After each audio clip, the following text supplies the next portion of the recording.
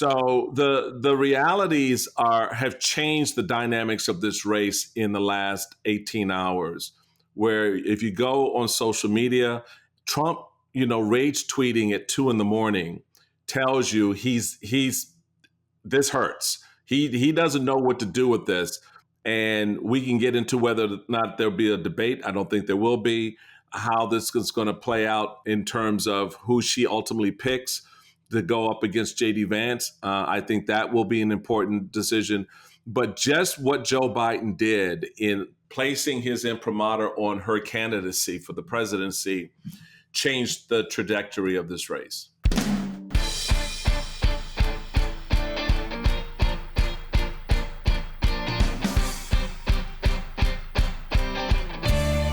Hello, and welcome to the PoliticsGirl podcast. I'm your host, Lee McGowan. Let's get into it. So, the podcast I had scheduled for today obviously had to be moved since the breaking news on the weekend of President Biden dropping out of the presidential race. To talk to us today about what it means as both an outsider and an insider, I am joined by former RNC chair and co-host of the new MSNBC show, The Weekend, Michael Steele. Michael is the former lieutenant governor of Maryland, who was the incredible successful leader of the Republican National Committee in the days before Trump gave it to his family, breaking fundraising records and winning the biggest pick of House seats for the party in modern history. His leadership produced 12 Republican governorships and the greatest share of state legislative seats since 1928. So this man understands what it takes to pick a candidate, run a successful convention, and turn a game around. So without further ado, please welcome my guest, former chair of the RNC, host of the Michael Steele podcast, and co-host of MSNBC's The Weekend, Michael Steele. Thank you for coming, Michael. I just love hanging with you. I'm so excited to be back in your neighborhood. Thank you so much, Lee, for having me. Appreciate it. Oh, well, thanks for coming. I mean, honestly, I'm sitting here, I'm looking at you, and I can't believe I'm going to do this, but I'm going to quote Vladimir Lenin right now, who's, Steve Bannon's favorite guy. But I can't stop thinking of the quote that's attributed to him, which is, there are decades where nothing happens, and then there are weeks where decades happen. And I kind of feel like that's where we are right now. That is such, actually, it's a very apropos quote, which runs along and aligns with the old Chinese proverb, may you live in interesting times.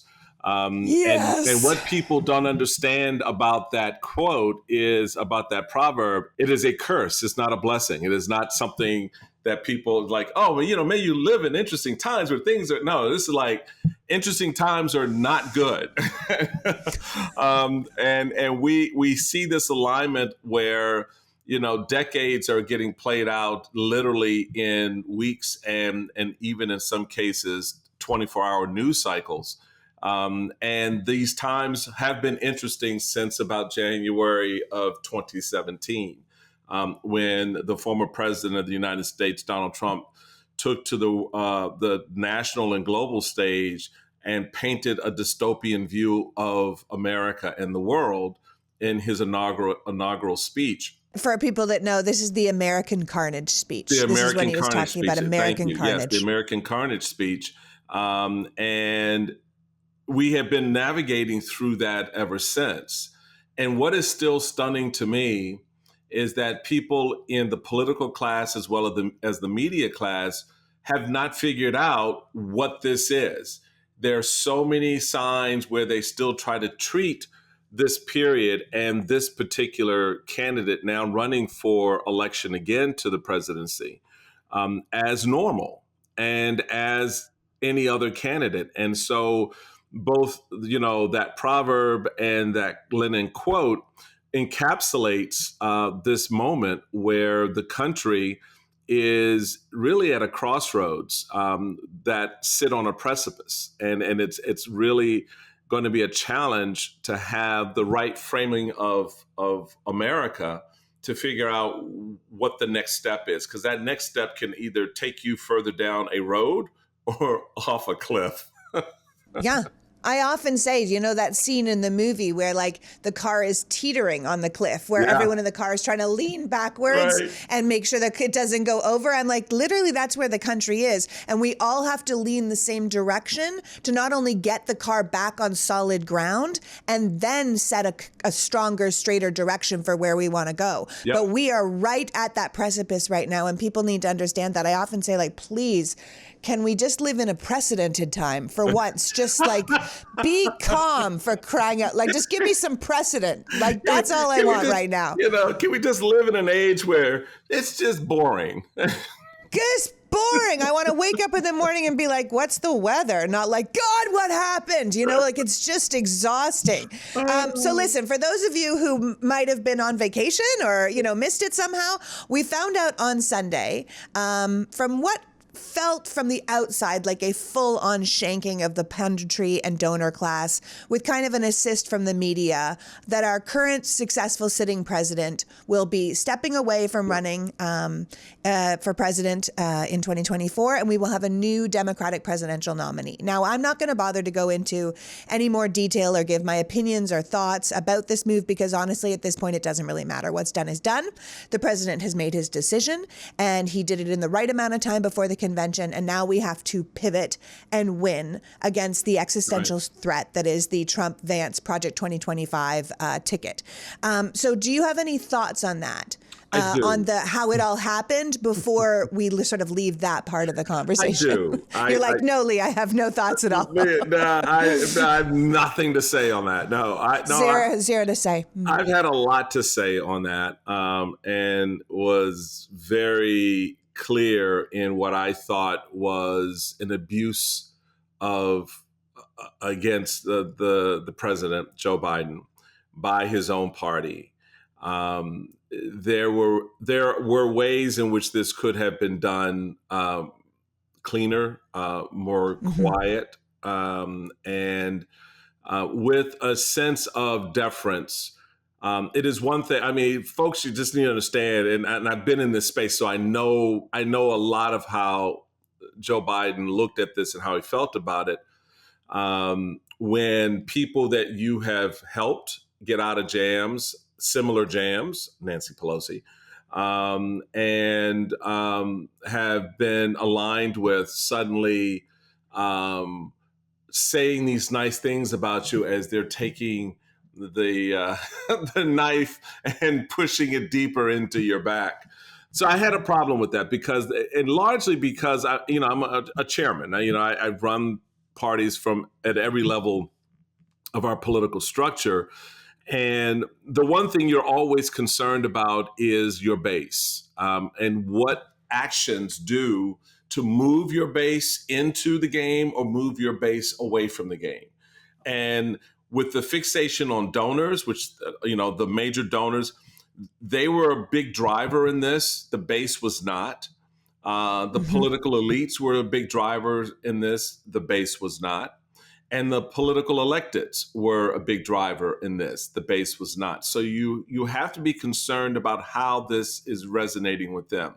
After that debate, by Saturday, the Democratic base consolidated around Joe Biden. How do we know that? Because he did not lose any significant ground in the polling.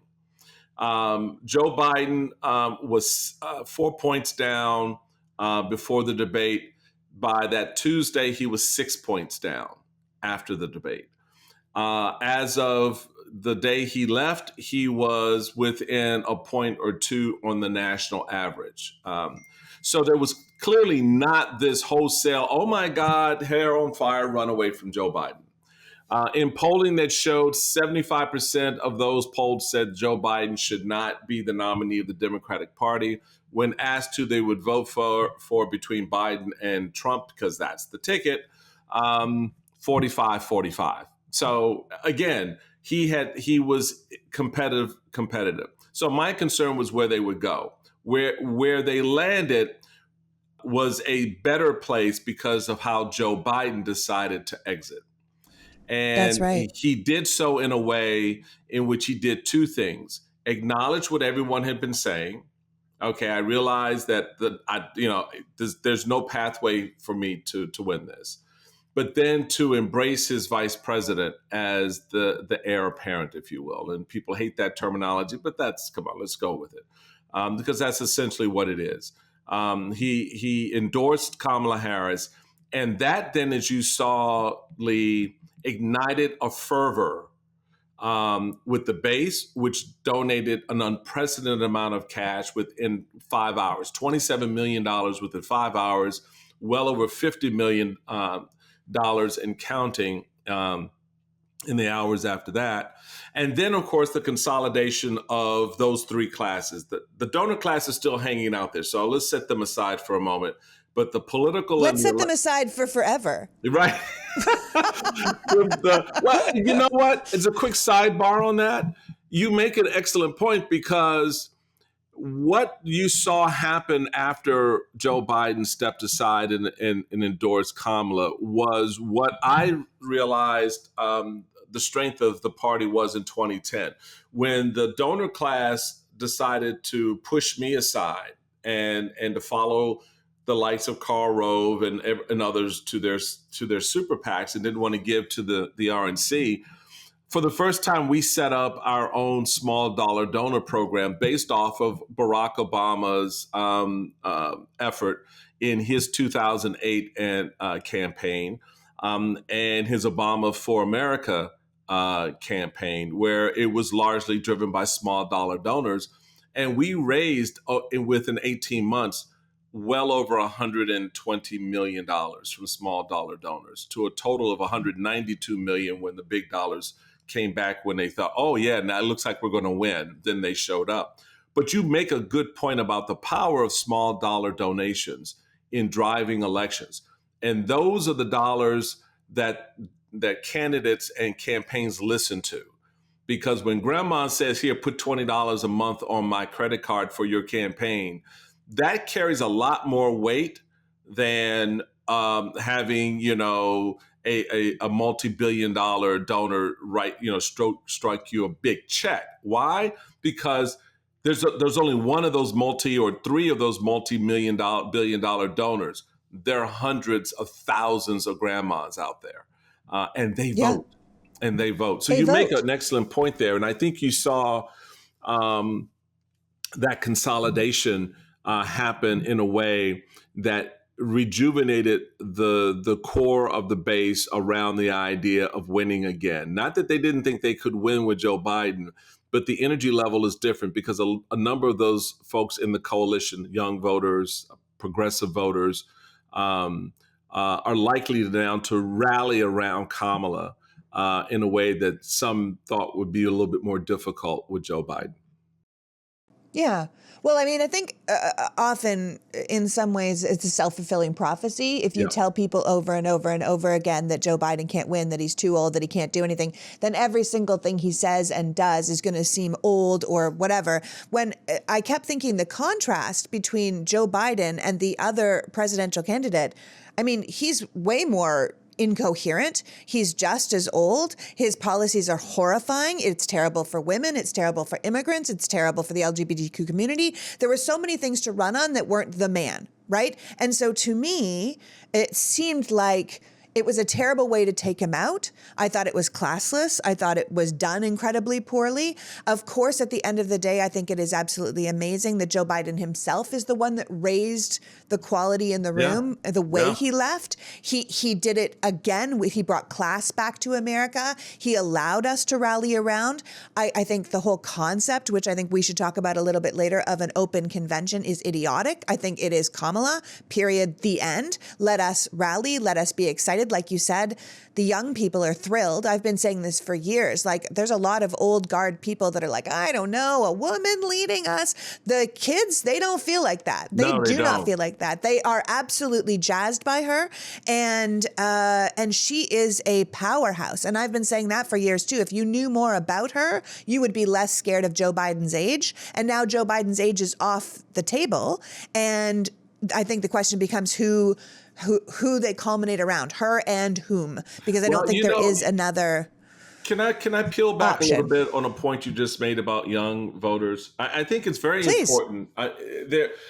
Let's just set on the table a truth that we don't like to acknowledge about us, and by us I mean U.S. country, is that we are very misogynistic as Very. a nation. You saw some of that play out at the RNC convention, where you had that, sort of,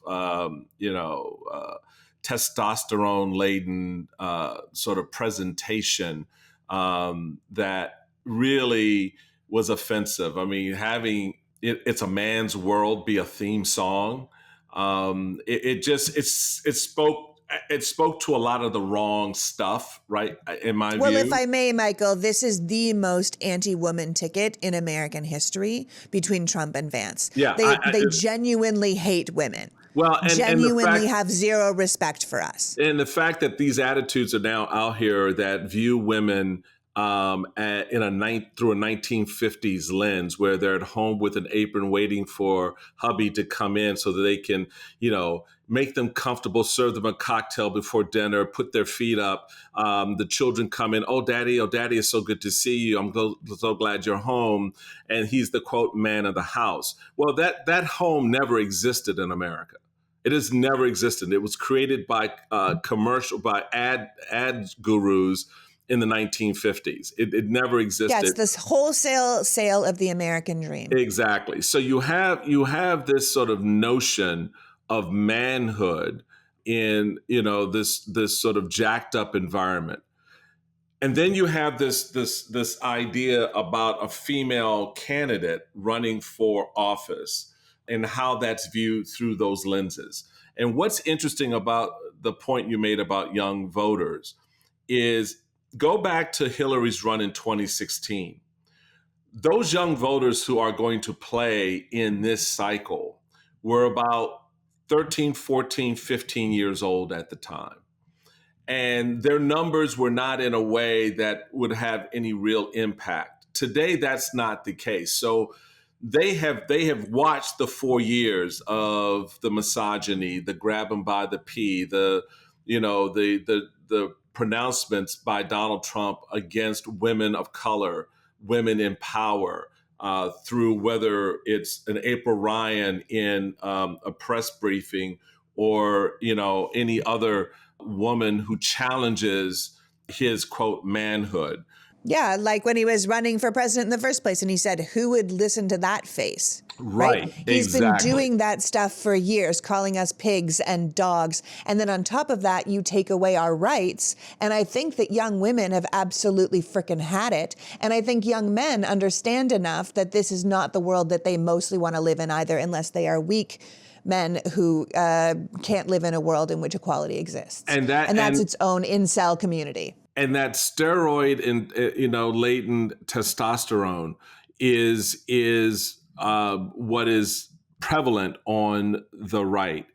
Those young women and men are now 18, 19 years old, and they will be voting for the first time for president. And I think having someone like a Kamala Harris at the top of the ticket on the Democratic side does change this landscape considerably, because those younger voters, don't come into the game with those 1950 views that were passed down generationally and that still permeate at some level with some of their cohorts, as a matter of fact, because they grew up in these households. And that dynamic, I think, is going to be one that's going to be very interesting to watch play out, both along the lines of race and along the lines of gender. And since they both culminate with Kamala, and by the way, folks on the right, on my party, learn how to say her name, because we get the gaslighting that you're doing when you call her something other than her name is. It's Kamala, all right? Put the accent on the right syllable, you'll be okay. So the realities have changed the dynamics of this race in the last 18 hours, where if you go on social media, Trump, rage tweeting at 2 a.m. tells you he's this hurts. He doesn't know what to do with this. And we can get into whether or not there'll be a debate. I don't think there will be. How this is going to play out in terms of who she ultimately picks to go up against J.D. Vance. I think that will be an important decision. But just what Joe Biden did in placing his imprimatur on her candidacy for the presidency changed the trajectory of this race. I completely agree. I completely agree with that. And I have to say, it was very hopeful seeing the amount of people who rallied around the idea, because I have always loved her. I know the young people love her, but it was great to see, party chairs, delegates from different states, anyone that might have been an absolute competitor for her right away coming out to endorse her. I thought these were really good things. Let's just quickly back it up so people understand. As much as most of us want it, and the ticket doesn't automatically go to Vice President Kamala Harris. So correct me if I'm wrong, but I'm just going to say this is what is going to happen now. The Democratic Party can either hold what's called a mini primary in the next few weeks, where lots of different people throw their hat in the ring, and most likely the party officials, not the voters, would decide who the nominee would be. Or everyone rallies around the same candidate. That person goes in the convention as the de facto nominee, which is what I think is happening now with Kamala. Or they wait until the convention and they have all the delegates released from their responsibility to vote for Biden-Harris. And then the delegates would vote for their choice, which would be considered an open convention. We would not have consensus on that first vote. So then we would have a second vote, which would include what are called superdelegates, which the party leaders come in. The Republicans don't have superdelegates, the Democrats do, and they would be joining in the votes. And then it would be more of a brokered convention sense, where the powers that be kind of got to make a bunch of consolidations and backroom deals and who they thought would have the best chance when they put their votes into the hat. Regardless of how all this happens, the new nominee will be chosen officially at the Democratic Convention in Chicago, which starts on August 19th. Now, did I get that incorrect? What are your thoughts on how that's going to play? No, you got that right. I would just flesh out so people know who a superdelegate is. A superdelegate are elected officials, basically. It's the governors. People like Barack Obama. Right. Former Ron elected Klain officials. actually is in there. People like that. So there's about 400 of those. There are approximately 700 uncommitted delegates, which is a big number. It's a big number. Joe Biden has about 3,980, some number like that, of the delegates, which is well more than he needs. Yeah, it's a vast majority. It's about 88% of the delegates. Right. So in the three scenarios that you laid out, the first one, where the party officials decide who the individual will be, that's largely a brokered convention. That's sort of the back room where everybody kind of brokers a deal to put someone forward.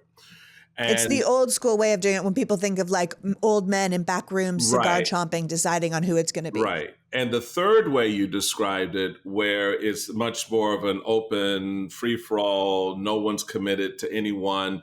Joe Biden's released his delegates and they're just kind of free to roam the range until they decide where they land. And then in that process, you may have some brokering that occurs to sort of narrow and control the flow of things. Those two scenarios are problematic. In the first, the delegates don't have a role to play. The 14 million citizens who voted in the primaries are largely ignored.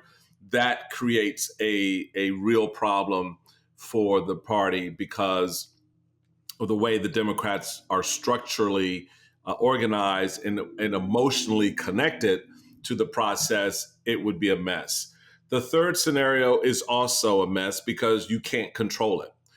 Then it's everybody in the pool. Kamala is no different than Pete Buttigieg in terms of viability and electability among the delegates, and that just turns into a free for all that you can't control, and you don't know how many days it's going to go, et cetera.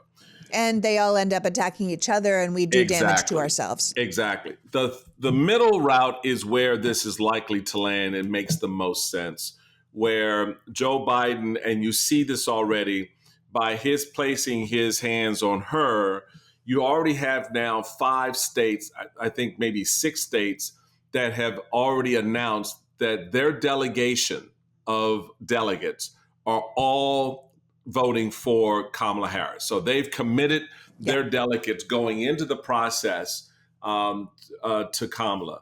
There's also, under DNC rules, they're going to be hosting, I believe, on the 7th of August, somewhere around there, a basically a nominating process, a virtual nominating process.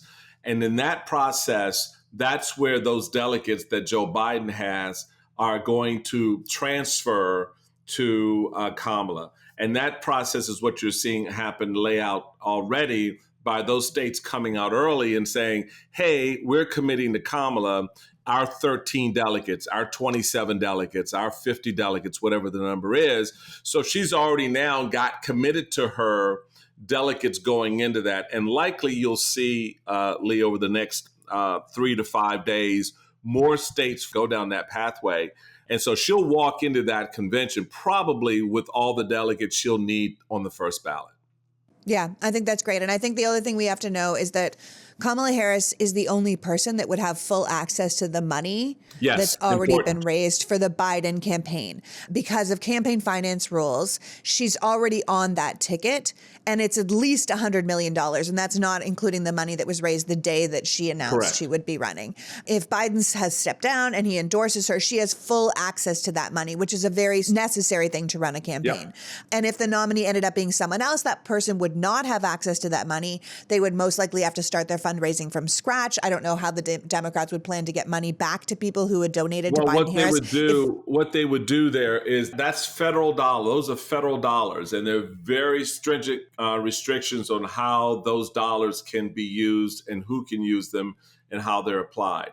So if, for example, he did not transfer that money to Kamala, in other words, he didn't want her to have it, or however that may work out, those dollars would go to the DNC. And then the DNC would be further restricted in how it could allocate those monies. So to your initial point, that $100 million for any other candidate would be wholly inaccessible. And to the extent that they get any of it, what they would get would come from the DNC, and it would be a very, very small portion compared to the $100 million that Kamala would get by virtue of already being named on that account under Biden Harris. What they did, and you saw this yesterday, they went back, amended their FEC, their Federal Election Commission forms, to take off Joe Biden.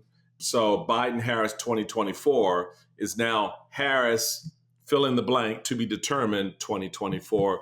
And soon as that VP is identified, their names will be added, a form will be further amended to add that individual's name. So that is the chain of custody for that money from Biden to Harris, all within the FEC rules. So when you hear Republicans out here talking about some violation of the FEC law, the idea that because Joe Biden has decided not to run, he now must resign the presidency because he was not. Michael, it's so ridiculous. I mean, come on. It's not, he didn't, he's just like, hey, I'm not going to run for a second term. There's no rule that says you have to run for a second term or step down as president. In fact, it is better. Now you have a man full on running the country, not distracted at all, dealing with the problems of America, a man being the president and a woman running for the president. Those are two completely different jobs. And guess what? We actually are in a better situation. The idea that he would have to step down, the idea, I'm sorry, your old party has lost it completely. But let me tell you why. Like, you know what? 25th Amendment. Oh. But let me tell you why they're so stupid.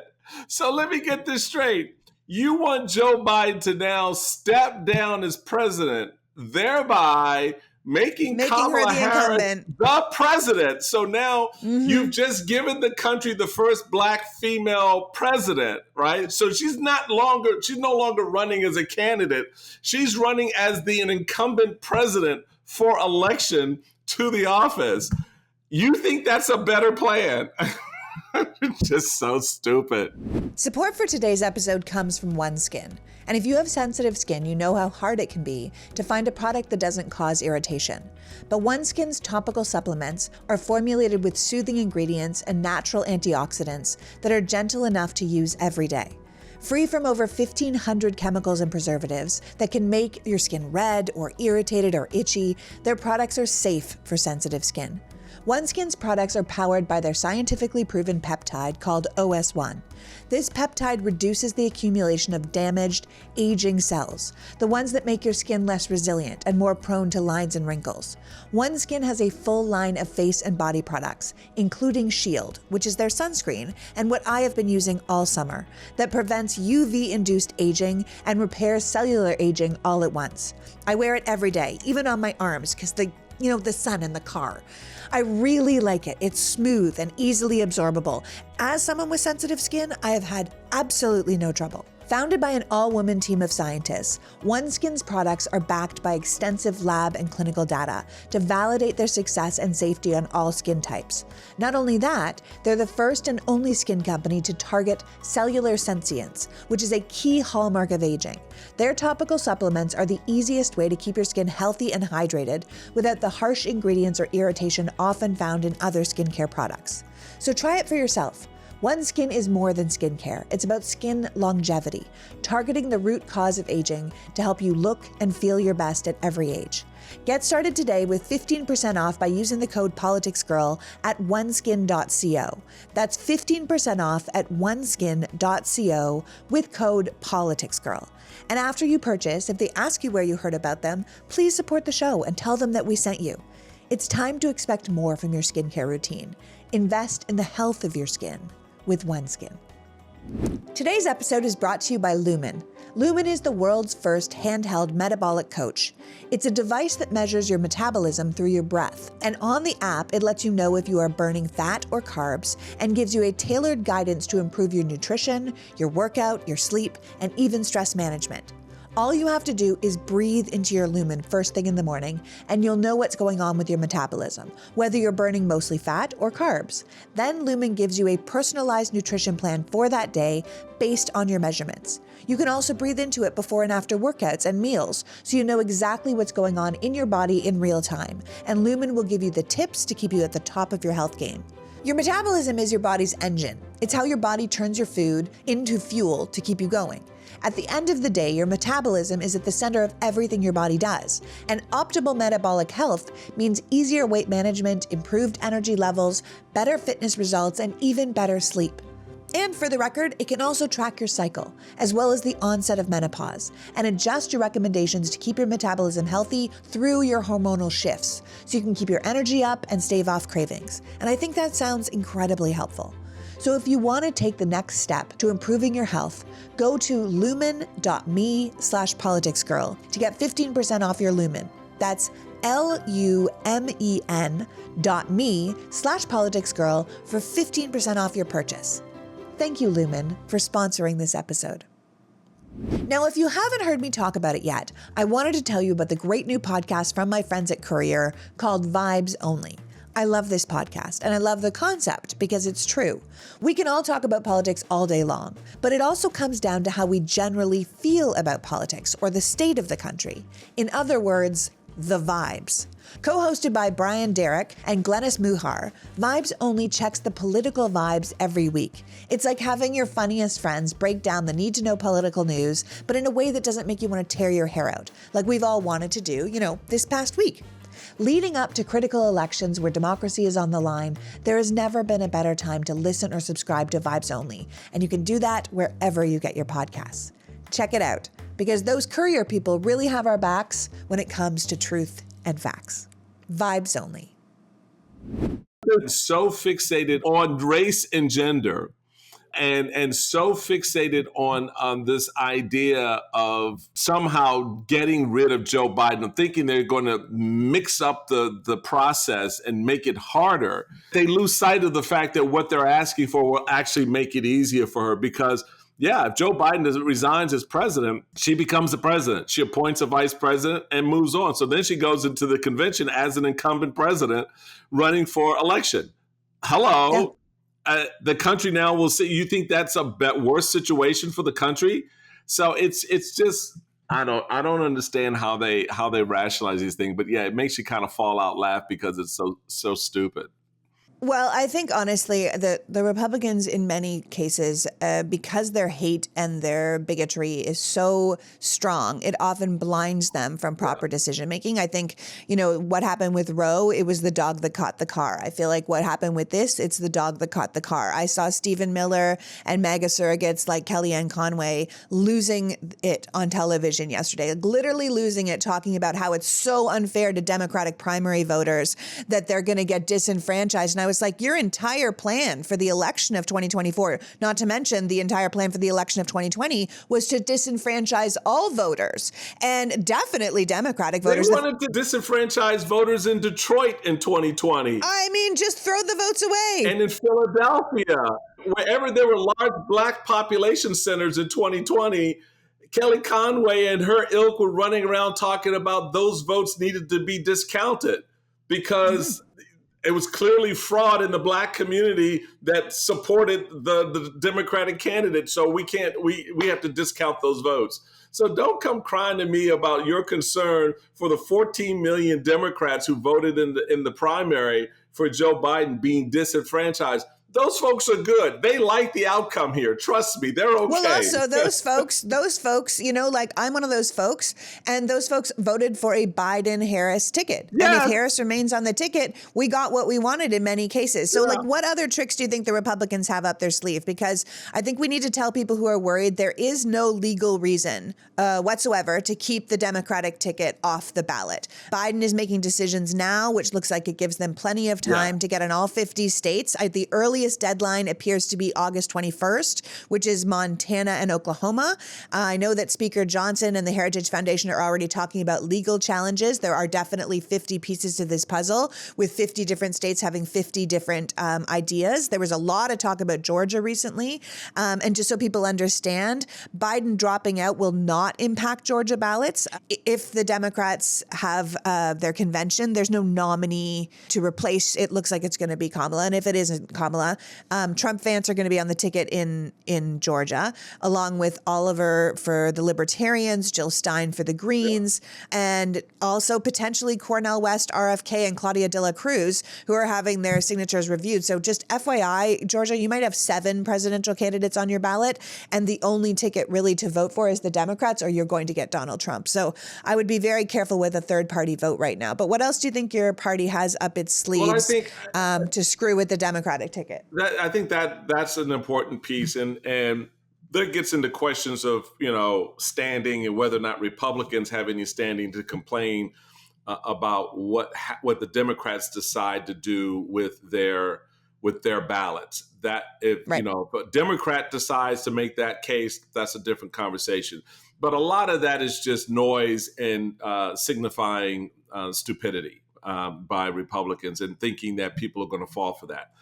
The other thing I think it's important to understand, though, is... Can I just cut you off for a second there? People are going to fall for that. I think the biggest concern for people is that it's not that there isn't legal standing to put whoever the Democrats haven't even had their convention yet. They should be able to say, here are our nominees. Right. They're going on the ballot. There should be no legal challenge. I think people's concern is that, of course, that makes sense, except we live in a world with the Fifth Circuit, with what's her name down in Florida, with the Supreme Court the way it is. And we go, hey, man, justice isn't what it's supposed to be. It's not about what's fair, what's legal, what's justified. Right. It's what the Republicans can get the judge to say. And I think that's what people are concerned about.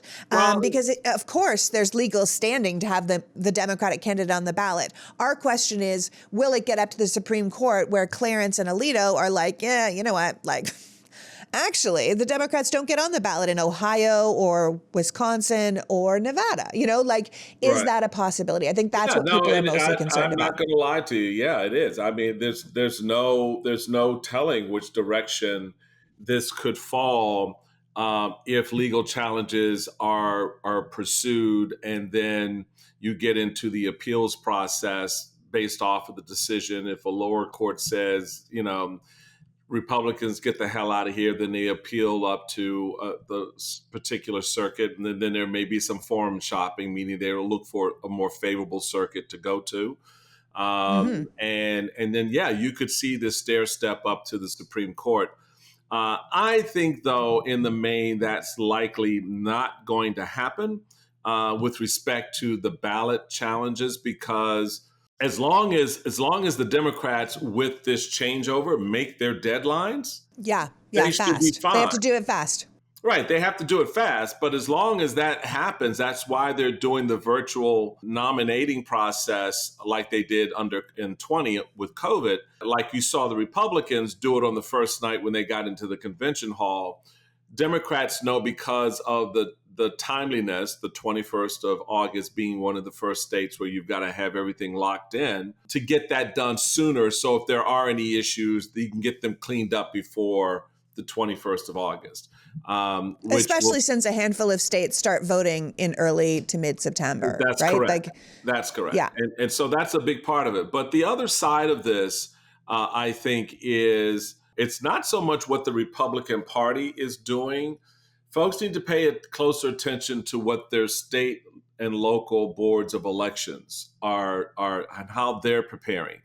Because what we did not pay a lot of attention to since 2022, and certainly since 24 at the presidential level, is the number of MAGA who are now on these boards and who have now, are members of these boards who will gum up works. There was a strategic decision made after 20 to make sure to have in place people who would be more friendly to them. That happened at the electoral level, meaning boards of elections, as well as the judicial. There are a lot more Eileen Cannons out there than we may realize that were appointed. Wholly incompetent individuals serving on the judicial bench who are there and would more, like we've seen with Eileen Cannon, which, many of us were saying from the very first moments of this trial on these documents, that her whole game plan was going to be Trump aligned. And she would slow roll this thing for as long as she could. And then Clarence Thomas gave her the one little platform in a dissenting opinion. It wasn't even a majority opinion, in a footnote in that opinion that, the special counsel probably is illegal. Well, that's all I need to know. Case dismissed. So, we have to be much more vigilant because the rot is real. The corruption is ongoing. And so the process of this election is not just about the head-to-head between Kamala and Trump, but now also what we see playing out at ballot boxes, down ballot, and certainly with the counting of votes and things like that. There was a reason why they bragged about having 50,000 poll watchers, and election officials in strategic battleground locations, precincts, to make sure they have a hand in getting the outcome they want. The cheating is not coming, as in all the cases that have been prosecuted for cheating, the vast majority of those who've been caught have been Republicans trying to cheat the system in the 22 cycle, in the 20 cycle, in the 16 cycle, et cetera. Heritage's own study of election fraud in this country, get this, between 2003 and 2023, 20-year span, right, of election fraud. How many cases did they identify? 1,800. How many of those were actually prosecuted? About half. How many of those led to convictions? About a third. In other words, out of all the elections between 2003 and 2023, you have 18 identifiable prosecutable cases of fraud. What does that tell you about our election system? It's very safe. Very safe.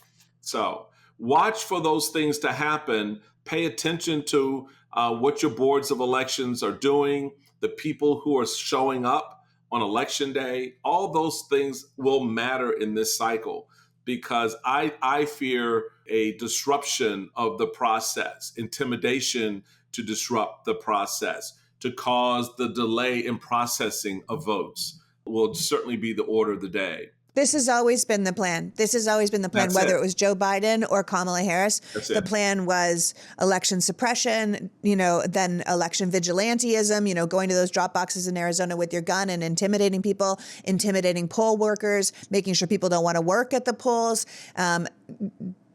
Challenging votes after they've been made, signature matching, being really vigilant with what kind of ID counts. This has always been the plan. And it doesn't matter who the Democratic candidate is. The Republican plan is to stop people from voting or stop votes from counting, not to win more votes and win hearts and minds. It has always been to get less votes. So before I have you go, I just would love to know your thoughts because I believe the candidate is Kamala. So who do you think should run with her? Who do you think adds the most to the ticket? And what are your thoughts on the potential running mate? So I have two favorites. Retired Admiral McRaven, who is well regarded, not just in military circles, but in civilian circles as well. And having sort of a military guy with her, I think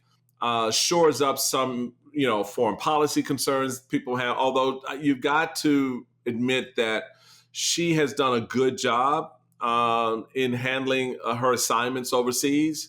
She's had a master class on international affairs over the past 4 years. Yeah, she really has, and I think that's made a difference for a lot of folks to watch her kind of step into that space. Sitting at the table with heads of states. I mean, even during the recent NATO meetings, she had what they call bilateral conversations with a number of heads of states. And I think that made a real impression on a lot of the foreign heads of states. But I think someone like, a 4-star admiral like McRaven, who again, straddles both spaces. He's got mad respect on Capitol Hill. He's got mad respect among civilian operations around the country, the business community. They are familiar with him. He was the commander of the U.S. Special Operations. And so he has a large overview of how government and military operations align and work, and of course has great respect and regard overseas. So that's a possibility if they're looking for a military figure. But I think my favorite would be Senator Mark Kelly.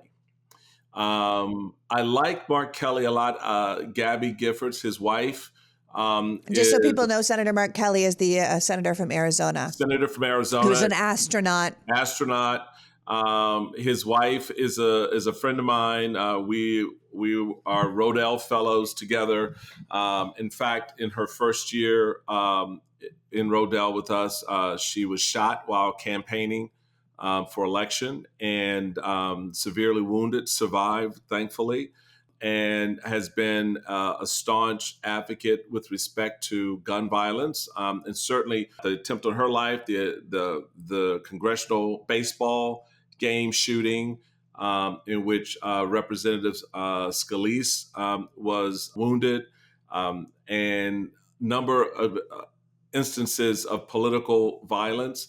Having her being a part of that tableau of the president and vice president, I think levels up those conversations. And certainly Senator Mark Kelly, Arizona, important state, battleground state, certainly astronaut, again, tied to the military and foreign policy. It also gives us a classic white American hero story, which people do love, no matter how far we go down the road to equality. And our country still has a lot of misogyny, and it still has a lot of racism. So having a white male American hero on the ticket does not hurt. Still matters. So I those are my favorite. I like Governor Beshear of Kentucky. And he's done a phenomenal job getting elected as a Democrat in Kentucky. It's no small feat. So he brings some bona fides. Kentucky is not a battleground. It certainly doesn't mean that Democrats would now win Kentucky with him on the ticket.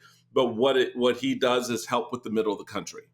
And he does help in some areas where there are center-right independents and sort of right-leaning Democrats, that they could take some comfort in the ticket. Kamala being from California, there's immediate projection of how progressive she is. And she is progressive. She's certainly more progressive than Joe Biden, but not at the same level as, an AOC. Yeah, exactly. Pramila Jayapal, who, by the way, is behind Kamala. who is behind, right. And that's an important point, Lee, because the progressives in the House, AOC, Pramila Jayapal, they've aligned themselves behind Kamala. So that's an important coming together of that faction within the Democratic Party. So those would be my choices, I think, at this moment. We'll see where that ball bounces, but I think a military figure like a McCraven or someone like a Governor Beshear or a Senator Mark Kelly covers a lot of important bases for her. Yeah, I can see that. People are talking too about Pennsylvania Governor Josh Shapiro, Illinois Governor J.B. Pritzker, right. North Carolina Governor Roy Cooper. But there is part of me, even Michigan Governor Gretchen Whitmer, although I think the country is too misogynistic for that. But yeah. I would love to see it. But, you got to be practical. But I would love to see someone that didn't take away a role from a Democrat in an important state. I would love to see Andy Beshear stay as governor of Kentucky. Right. I would love to see these people stay as the governors of their state. They're doing great jobs. Those are important roles. I would love to see people not lose those seats to the VP position. So I think McCraven is actually a very interesting, someone I hadn't even thought of. So at the end of the day, it seems like everyone is getting behind Kamala, which I think is good. If we're talking about who her VP pick is, then we're not talking about having some sort of weird open contested convention. Every state party so far, the unions, Emily's List, most potential competitors, Newsom, Schiff, Buttigieg, Warren, AOC, they're all behind her. Like you said, the delegates from a bunch of states are already saying we're on her team. She's going to walk into that convention with probably enough delegates. Even a Nikki Haley PAC is behind her now, which is like, yay, let's do that, right? Yes. So as you said, may you live in interesting times. It is not a hopeful comment, but it is what we are living through. And as they say on Big Thunder Mountain Railroad at Disney, hold on to your hats and glasses because it's going to be a bumpy ride. So thank you so much for joining me today, Michael. You are my pal, and I really appreciate it because I went from fetal position to powerhouse position, and now I'm back in calm, let's get her done land. That's it. It's time to get her done, folks. I mean, look, I get the emotional roller coaster we've been on, but throughout that entire time, my view was the end of the line. That's what you need to get to. That's going to require work. It's going to require a higher level of fortitude because we know what's coming after Kamala. We know what's going to be coming. Let's brace for it and push back up against it and carry her across the finish line in November. Yeah, let's do that. Let's actually just hoist her across that finish line. She is going to, I think we could kill this and it could be so exciting for the entire country. Yeah, it's going to be I think it's a more interesting campaign now because the idea for a lot of Americans of having two candidates that they don't like because of their age or whatever reason, a lot of that breaks away. Donald Trump is now the oldest person to ever run for president. He's 78. Joe Biden, by the way, was 77 when he did it. So now he's the oldest candidate in this race, who certainly has mental and other acuity issues that I think are important for the New York Times to focus some of its ink on, since they refused to do it up to this point, and other outlets out there. So look, the dynamics have changed. The conversation has changed. And we have no one other than Joe Biden to thank for that. And he put the country before anything else. We know Donald Trump would never do that. And I think the country now should repay that gratitude by paying attention and voting. That's it. That's it, my friend. Pragmatism, practicality, and patriotism. There you go. So that was Michael Steele, reminding us to pay attention to what happens now, that the brave and noble decision for Joe Biden to step down for the good of the country has changed the game. The base might be justifiably angry at how it was done, but we can respect our president enough to take his lead and honor his choice and elect his chosen successor, Kamala Harris. Despite the chaos, Biden's decision lands us in a better place running against the Republicans. It's a prosecutor running against a felon, a young leader against an old one, a woman against a womanizer, and the American dream versus American carnage. I want to thank Michael for joining me today and you for caring enough about democracy to be here. Now stay in the game, donate, register voters, and for this country's sake, vote. This is our game to lose now, and I certainly don't plan to lose it. Until next week, PG out. The Politics Girl podcast is written and performed by me, Lee McGowan, in partnership with the Midas Media Network, and produced and edited by Happy Warrior Entertainment. All rights reserved.